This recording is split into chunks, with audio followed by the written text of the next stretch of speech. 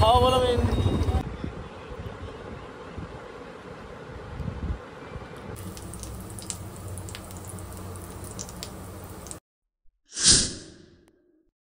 Hi everyone, welcome back to my new and another blog. কেমন আছো তোমরা সবাই? আশা করছি প্রত্যেকে ভীষণ ভীষণ ভালো আছো, আর আমিও খুব ভালো আছি। আজকে ব্লগটা এখন থেকে স্টার্ট করছি। আজকে হচ্ছে কী বার? আজকে হচ্ছে শুক্রবার। আজকে মামার ডান্স ক্লাস ছিল, বাট ম্যাম আজকে ডান্স ক্লাস করায়নি, আজকে ছুটি আছে। তো এই যে এখন আমি স্নান করতে যাচ্ছি। ঘরের মোটামুটি সমস্ত কাজই হয়ে গেছে। প্রচণ্ড গরম, রান্না বান্না খাওয়া দাওয়া ঘর পরিষ্কার করা সমস্ত কিছু করে এই এতক্ষণে টাইম পেয়েছি। এবার যাচ্ছি স্নান করতে। চলো তবে আগে স্নান টান করে ফ্রেশ হয়নি, তারপর ঠাকুরকে পুজো দেবো। তারপর ভাবছি আজকে একটুখানি বেরোবো। সন্ধেবেলা অবশ্য ম্যাম আসবে। কালকে মাম্মার প্রচণ্ড শরীর খারাপ ছিল।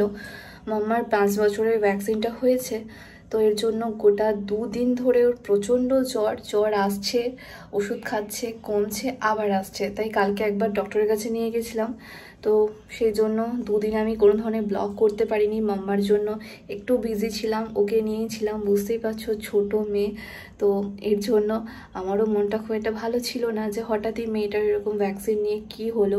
জ্বর তো আসবে জানি, যে 5 বছরের ভ্যাকসিন নেওয়ার পর একটু জ্বর আসে, কিন্তু ওর এতটাই শরীরে এবং হাতে পায়ে যন্ত্রণা যে কি বলবো। মানে গোটা 2 দিন ধরে ও হাত একদম নড়াতে পারছে না, এত পরিমাণে ব্যথা। এর জন্য শরীরটা খুব একটা ভালো নেই। আজকে মোটামুটি একটু ঠিক আছে। তাই আজকে স্কুল ছিল, স্কুল পাঠায়নি গো। হাতটা এখানে ফুলে আছে, তোর ভ্যাকসিন হয়েছে, হাতটা ফুলে আছে। আজকে রেস্ট দিলাম। কালকে তো এমনিতেই স্যাটারডে স্কুল ওদের ছুটি, আবার সামনের সপ্তাহে পয়লা বৈশাখ আসছে। তো সেই সমস্ত ব্লগ তোমরা দেখতে পাবে। তার আগে চলো, প্রচণ্ড গরম করছে। আজকে বেশ কয়েকটা স্যুট ছিল, তো সেগুলোকেই রেডি করছিলাম। তো স্যুট মোটামুটি হয়ে গেছে। সন্ধেবেলা এডিটিংয়ের কাজগুলো করব। এখন আগে স্নানটা করে ফ্রেশ হয়ে আসি। এই দেখো মাম্মা এখনই ঘুম থেকে উঠলো, আর মুখ চোখের অবস্থা দেখে বুঝতেই পারছো যে ওর শরীরটা কতটা খারাপ। 2 দিন ধরে মেয়েটা পুরো জ্বরে ভুগছে, আর হাত নিয়ে প্রচণ্ড যন্ত্রণা। হাত একদম ওঠাতেই পারছে না। দেখো যে আমি জামাটা তুলে দেখাবো হাতটা, সেটাও পর্যন্ত দেখা দিচ্ছে না। এত পরিমাণে হাতটা ওর ব্যথা। এরকমভাবে যে ইঞ্জেকশন দিয়েছে, মানে কিছু আর বলার নেই আমার। হাত পুরো দেখো লাল হয়ে আছে, ফুলে আছে, আর 5 বছরের ইঞ্জেকশন নিতেই হবে। আর আমি তো এখানে স্নান টান করে চলে এসেছি। আমাদের সামনেই তো পয়লা বৈশাখ আসছে জানো, আর পয়লা বৈশাখ উপলক্ষে সত্যি বলতে সেরকমভাবে কিচ্ছু কেনাকাটি করা হয়নি। তাই আজকে তোমাদের দাদার জন্য 2-3টে গেঞ্জি আর বাড়িতে পরার কিছু প্যান্ট নেব। তাই এসেছি একটু বাজার কলকাতায়। তবে চলো দেখি আজকে কি কি কেনা যায়। আমি সেরকমভাবে কিছু নেব না, আমি পুরী গেছিলাম, তো সেই জন্যই 2-3টে ড্রেস অলরেডি আগে কেনা আছে, কুর্তি, তো ওগুলোই ভাবছি পরে নেবো। আর এক্সট্রা করে এখন আর কিছু কিনবো না, কারণ কিনতে গেলেই তো জানো অনেকটা টাকা বেরিয়ে যাবে। আর কি বলো তো, যে সংসার চালায় সে বোঝে যে সবারই ইচ্ছে চাওয়া পাওয়া মেটাতে মেটাতে সত্যি বলতে নিজের আর কিছুই থাকে না। আবার দেখো সামনেই জামাই ষষ্ঠী আসছে, তখন তো বাড়ি যাব। এর জন্য ভাইয়েরও 2টো গেঞ্জি দেখছি, যেহেতু এখন সেল চলছে, এখন একটু ডিসকাউন্টে পাবো। তাই আমার ভাইয়ের জন্য 2টো এরকম গোল গলা গেঞ্জি কিনবো। তোমাদের দাদা দেখলো 2-3টে গেঞ্জি, 2টো বাড়িতে পরার প্যান্ট, সেগুলোই নিচ্ছিল। তবে চলো এবার মাম্মার জন্য কিছু দেখা যাক। আজকে আমরা অবশ্য বাজার কলকাতায় এসেছি, আর বাজার কলকাতায় খুব ভালো কালেকশনও আছে, আর অনেকটা ডিসকাউন্টে পাওয়াও যায়। আজকে আর তেমন কোথাও ঘুরতে পারবো না জানো, কারণ বাড়িতে গিয়েই আবার মাম্মাকে পড়াতে আসবে, আরও হোমওয়ার্কগুলো আছে সেগুলোও করতে হবে।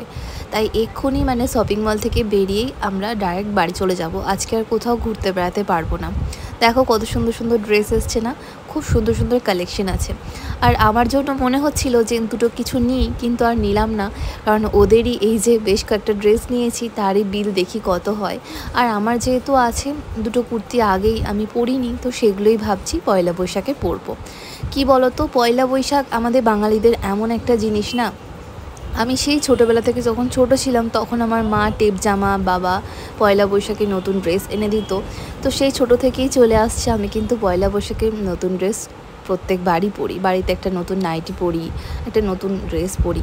যাই হোক, তো দেখো চলে এসেছি শপিং মল থেকে কেনাকাটি করে। আর আমার জন্য নিয়েছি একটু চা আর দুটো বিস্কিট, আর মাম্মার জন্য এই যে ম্যাগি করে দিয়েছি।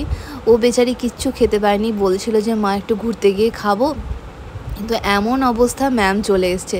তো বাড়ি থেকে ফোন করছিল যে ম্যাডাম চলে এসছে পড়াতে, তার জন্য আর বেশিক্ষণ আমরা ঘুরতে পারিনি, আর মাম্মার কিছু খাওয়াও হয়। খিদে তো পাবেই বলো, সে কখন ভাত খেয়েছি 3টে সাড়ে 3টের সময়, এখন প্রায় সাড়ে আটটা কি 9টা কাছাকাছি বাজে, আর এখন আমি একটু চা আর বিস্কিট খাচ্ছি, কারণ এতক্ষণ ধরে মাম্মাকে পড়াচ্ছিল ম্যাম, তো এই জন্য আর কিছু খাওয়া দাওয়া করিনি। যেহেতু মেয়েটাও খায়নি তাই আমিও কিছু খাইনি। ওকে আগেই ম্যাম চলে যাওয়ার সাথে সাথে একটু ম্যাগি করে দিলাম, ও খেলো। এবার কি কি ম্যাম হোমওয়ার্ক দিয়েছে, কি কি পড়া দিয়েছে সেগুলোই আমাকে দেখাচ্ছিল। সত্যি বলতে এই মেয়েটাকে নিয়েই আমার সারাটা দিন কেটে যায়, ওর পড়াশুনো, নাচ গান এইসবই। আর কি আছে বলো। কিন্তু হ্যাঁ, আমি যেটুকু টাইম পাই ওকে দেওয়ার চেষ্টা করি। আর সাথে তো জানোই যে ঘরের কাজকর্ম সমস্ত কিছু একা হাতেই সামলাতে হয়, আর তার সাথে নিজের কাজকর্মও থাকে। একটা 5 মিনিট 6 মিনিটের ভিডিওর পেছনে কিন্তু অনেকটা পরিশ্রম থাকে। যারা তোমরা ভিডিও করো তারা এটা বুঝতে পারবে যে ভিডিও শুধু শ্যুট করলেই হয় না, তার ভয়েস ওভার থাকে, তার এডিটিং থাকে, আপলোডিং থাকে, অনেক কিছু থাকে। সেগুলো সমস্ত কিছুই আমাকে একা হাতে সামলাতে হয়। আর ঘরের যাবতীয় যা কিছু সেগুলোও কিন্তু আমাকে দেখতে হয়। একটু বসতে না বসতেই চলে এসেছি রান্নাঘরে, কারণ রাতের খাবারের ব্যবস্থা করতে হবে। তো তোমাদের দাদা এখন একটু ডায়েট করছে, তো এর জন্যই দেখো আমি বানাচ্ছি ওটসের চিলা। তো বাটার দিয়ে ওটসের চিলা বানিয়েছি, পেঁয়াজ কুচি, লঙ্কা কুচি, সমস্ত মশলা টশলা দিয়ে, খেতে কিন্তু বেশ ভালো লাগে। আর মাম্মার জন্য বানিয়েছি খিচুড়ি আর একটা ডিমের পোচ। চলো সেটাই নিয়ে যাই। আর আমারও একটুখানি ভাত আছে, ভাবছি সেটাই খেয়ে নেব, তা না হলে অল্প একটুখানি ওটস খেয়ে নেবো। আমার জন্য আর এক্সট্রা কিছু করিনি। সত্যি বলতে আমার শরীরটাও খুব একটা ভালো নেই, আর আজকে অনেকটা খাটাখাটনি হয়েছে। সকাল থেকে বেশ কয়েকটা ভিডিও ছিল, সেগুলোকে রেডি করছিলাম, তারপর বেরিয়েছিলাম। আবার ওখান থেকে এসেও ঘরের অনেক কাজকর্ম ছিল, সেগুলো সব সেরেছি।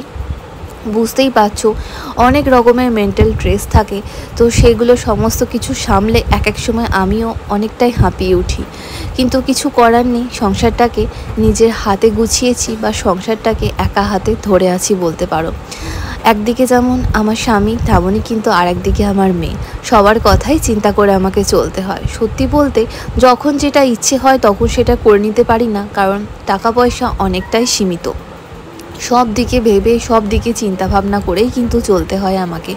মেয়েটা দিন দিন বড় হচ্ছে, ওর একটা ভালো স্কুলে পড়া, কতটা খরচা এখনকার দিনে বুঝতেই পারছো। তারপর বাড়িতে ম্যামের একটা ফিজ আছে, তারপর মেয়েটার মাঝের মধ্যেই শরীর খারাপ লেগেই থাকে। একই সাথে সংসারের খরচা, এভরিথিং, সমস্ত কিছু চালিয়ে ওঠাটা কিন্তু এখনকার দিনে সহজ ব্যাপার নয়, তাই না?